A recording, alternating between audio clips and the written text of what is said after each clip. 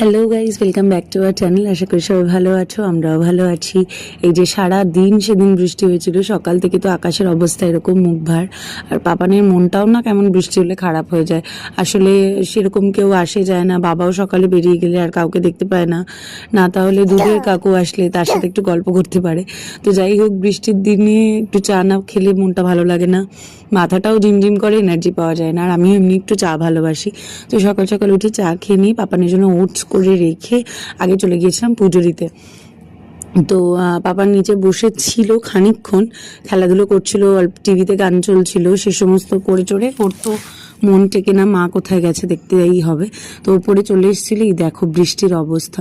যদিও গাছগুলো একটু প্রাণ পাচ্ছে, কিন্তু আমাদের তো অবস্থা খারাপ, একেবারে বাড়িতে বন্ধ।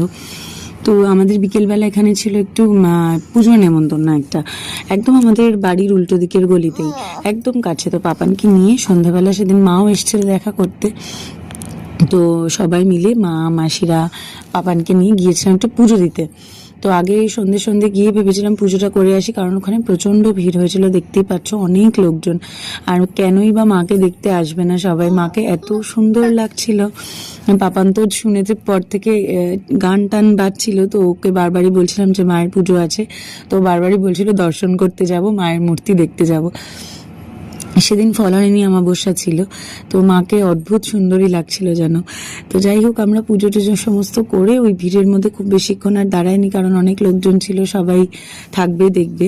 তো আমরা পুজো দিয়ে বাড়ি চলে এসেছিলাম। তো এখানে এই যে নন্তুর সাথে বদমাইশি চলছে, আর মামা আসলে তো আর পাপানের কাউকে লাগে না, আর কোনো দিকে তাকায় না, আমার সারাক্ষণ ওর মামার সাথেই খেলা।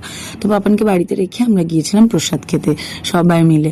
আর খিচুড়িটা এত টেস্টি হয়েছিল কি বলবো, খিচুড়ি, আলুর দম, চাটনি, পায়েস, মিষ্টি, সমস্ত কিছুই ভীষণ টেস্টি হয়েছিল। মায়ের প্রসাদ মন ভরে খেয়েছি।